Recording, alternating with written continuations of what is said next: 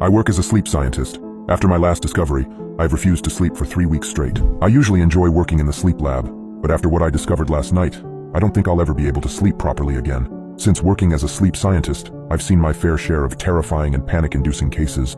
I've had to hear the blood-curdling screams of kids with sleep paralysis, claiming to see demons. I've had people attack me in their sleep. I've seen just about every type of terrifying sleep-related issue, but nothing could have prepared me for my last patient. He was a man in his mid-20s who had lapsed into a coma a few days before he was transferred to our facility. He was sent here so we could monitor him, since a coma is very similar to deep sleep, so it's great for sleep research. I was originally hesitant to take on this patient for observation. The reason is, this patient presents with a whole list of strange and unusual symptoms, yet we have no idea what could have caused it. The patient's brother reports that the patient had randomly begun suffering from extreme hallucinations and headaches, so decided to go to sleep early. A whole week goes by, and he never wakes up, despite having no visible health issues. His brother had just assumed he went to sleep for the night, not knowing it would be his last sleep.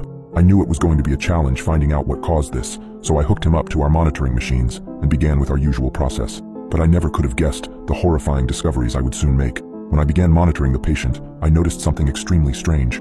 His brainwaves weren't typical of a normal coma patient, but all his other physical attributes are. His pupils are unresponsive to light, and he is unresponsive to all stimuli applied, including painful stimuli, except for reflex responses. But his brain waves seemed like he was still awake, still fully capable and conscious. The professor in charge of our lab had a theory that the patient may have been exposed to some airborne pathogen that infected his brain, which may explain the unusual brain activity. But something was telling me it was something a lot worse than that. Whatever the diagnosis, he was a medical mystery and could have held the key to some obscure disease, and by extension, a new discovery. We were looking at uncharted and undiscovered scientific territory here. So, this afternoon, one by one, my colleagues at the lab checked out for home. Soon there was just me left, staying overnight alone to monitor the patient. I have done this, as I say many times before. It's the usual routine. I turned on my personal laptop and checked emails and so on. Can't use speakers or headphones on the chance that patients call out or make a noise during the night. Can't risk missing something like that. I was reading something online when I first heard footsteps coming from the corridor. I didn't think anything of it. Probably one of the patients had woken up and had to use the restroom or something. I was immersed in the article I was reading, when suddenly everything seemed to stand still as the realization hit me. There were no other patients in the sleep lab tonight. Just me and Coma Guy. My head turned to the monitor instantly, in the dubious hope that maybe the patient had woken up. Nope, still on the bed, unresponsive, like a log. The footsteps were in the corridor, and they seemed to be going towards the sleep room. I swiveled in my chair and scrambled to the door, in long, hurried steps, almost leaping to it. I opened it and peered out. There was no one in the corridor. Just to be safe, I checked the nearby rooms, including the vacant sleep rooms. All the doors leading to the sleep lab were locked. Only my staff security swipe card can open those. I was safe and sealed in. It had been my imagination. Sighing and assuming it was probably nothing, I returned to the monitoring room. Another quick check that the recordings were in order, and I settled into my laptop routine again. With the computer fans humming away, the steady beep of the patient's heart rate, and nothing interesting online, I was on the verge of sleep. Thank God I never fell asleep then. Otherwise, that could have been my last ever nap. The steady sound of the patient's heart rate is what had almost lulled me into a trance, and it's the heart rate that woke me up again, with start. The patient's heart rate had spontaneously increased, very fast. I looked up eagerly at the EEG signal. It had changed, gotten quicker, responsive to something. Was the patient waking up? I stared at the infrared camera image, which was blurry, so I got up and went to look in through the window. Nothing. There was no movement, no change in the patient's consciousness, but his breathing and heart rate had increased. His brain activity had changed within the coma. Was he experiencing hallucinations? I stared at the stationary figure on the bed for some time in the darkness. And then, something within the room moved. At first, I thought it was the shadow of the cabinet on the other side of the room, but the shadow was moving, creeping. A black mass, creeping slowly towards the bed. I blinked, trying to be sure of myself. It was so dark that sometimes the mind creates shapes of darkness and shadows, illusions. No, it did seem to really be there. It was elongating now, as though something, this black thing, had been on all fours and was now standing up, to stand over the patient in his bed. An intruder. Someone here to attack the patient, or just someone mentally unstable who had somehow found a way in. Perhaps they had tailgated and slipped in behind a member of staff as they had entered through the security-protected doors. "Hey!" I shouted, banging on the window. "Hey, who's there? You're not supposed to be in there." The figure stood, unmoved. I went back to the door, through the corridor, and into the sleep room. I turned on the light. No one was there.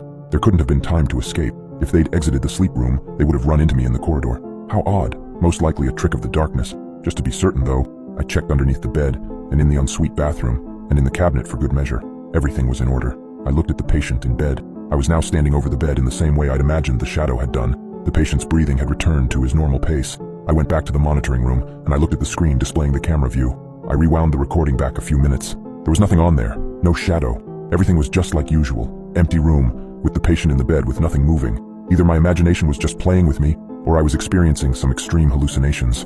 In the back of my mind, I started panicking, but tried not to think about it, putting it down to just the darkness playing tricks on me. At this point, I could have never known how much worse things were about to get. I sat down at my laptop again, not really able to concentrate anymore on the article I had been reading. I decided I needed some light relief. I went to YouTube and started watching some videos with the speakers turned off, and I was finally able to relax and was engrossed. I don't know how long passed in this way, an hour or so, I think. My eyes went back to the recording screen to make sure all was well. There was no EEG signal. It was flatlining, no heart signal, no breathing signal. My heart jumped into my throat. The patient was dead, and I'd missed it. I should have done something. What had happened? Oh God, what a fool I was, getting wrapped up in videos. I looked at the camera feed and the patient was gone. The bed was empty. In the midst of the rush of adrenaline and fear, I ran into the sleep room and turned on the light. The bed was tousled, as though the participant had just walked off. But that was impossible. The door had been closed, and the outer door had a security lock. Only those with a swipe card could get out. I looked in the adjoining restroom. Nothing. Feeling stupid, I looked in the clothes cabinet. Nothing. I got on hands and knees, the carpet feeling rough under my palms, and looked under the bed. The patient was lying under the bed. "Hello?" I said. No response. His eyes were closed. How could he have possibly ended up moving? Without thinking about it, I shuffled sideways, halfway under the bed, and used one hand to slowly drag the man out. He was still unconscious. The wires were still attached to his head, but had been unplugged at the other end, from the recording machine, so they trailed, long, unattached wires like dreadlocks from his head. Heaving and panting, I somehow managed to get his dead weight back into bed. I then set about plugging everything back into where it should be, and then covered him with the blanket again. I went back into the monitoring room. The signal was back and recording. The signal indicated that he was indeed still comatose. How had he managed to get out of bed? Only one way to find out. The video. Visual evidence. With that, we'd know exactly what happened. So I clicked rewind on the video feed. The past hour was just a blank, dead screen. I felt winded. I sat down on my chair heavily. There must be some rational explanation for this. I went to the door that opened into the corridor, and I closed it. It locks automatically, so only I can open it to get out with my card, just to be safe. I also thought it might be a good idea to check in with security services to help just so there's someone else around. I picked up the office phone, and there was no dial tone. Never mind. I took my mobile from my pocket. No signal. Odd. I tried changing position, etc., but it was no use. I went on to my email to message a colleague to see if I could ask them to ring security for me. This email could not be sent. Please check your connection and try again. The internet connection was definitely still there. I loaded a YouTube video.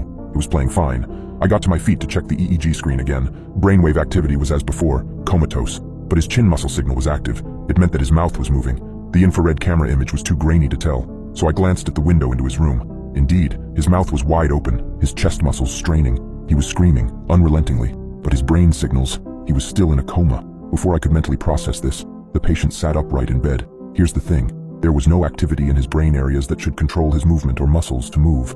These regions of the brain were inactive. By the look of the signal, his brain wasn't actually controlling his movements. So what the hell was controlling them? Maybe there was something wrong with the signal. Maybe there was an error with the recording equipment. I ran into the door which I'd closed just a few minutes ago. It wouldn't open. I tried swiping my card. It wouldn't open. No beep. Nothing. Neither was I able to turn on the light. Somehow nothing was working. There was a pane of frosted glass at the side of the door. I knew I had to get in there to the patient, so I planned to smash it and squeeze through. I lifted the chair above my head and steadied myself, planting my feet firmly, and got ready to swing. That was until someone pushed me. Someone shoved me, forcefully, away from the door. I toppled over, the chair falling from my grip, onto me in a confused, tumultuous movement where I couldn't tell where my head was in relation to my feet and the floor. I managed to untangle myself, pushing the chair off me, not thinking about the malicious force that had thrown me onto the floor. The recording computer monitors went dark. The EEG signals and the camera feed screens, both, just pop, and they were gone. I was plunged into greater darkness. I ran to the window to look in at the patient. He was sitting upright in bed, still screaming. He had been screaming relentlessly throughout all this. I stared at him and banged on the window, trying to get him to wake up. This wasn't a normal coma. Perhaps I could wake him up if I tried. I don't know what the hell this was. I was willing to throw all protocol out of the window now, and then someone closed the blind from the other room. I just stood there staring at it. I didn't see a hand pull the blind down, but just the jerking movement of the dark blind being pulled to the bottom of the window pane. Someone else might have shouted out, asked who was there. I don't know why, but I just didn't. Maybe because I knew it would be no use. I never thought I would type this, but I knew then that this wasn't a human I was dealing with. I just felt suddenly drained. I thought back to when his brother said he was hallucinating before he fell asleep and never woke up. I think I might be next.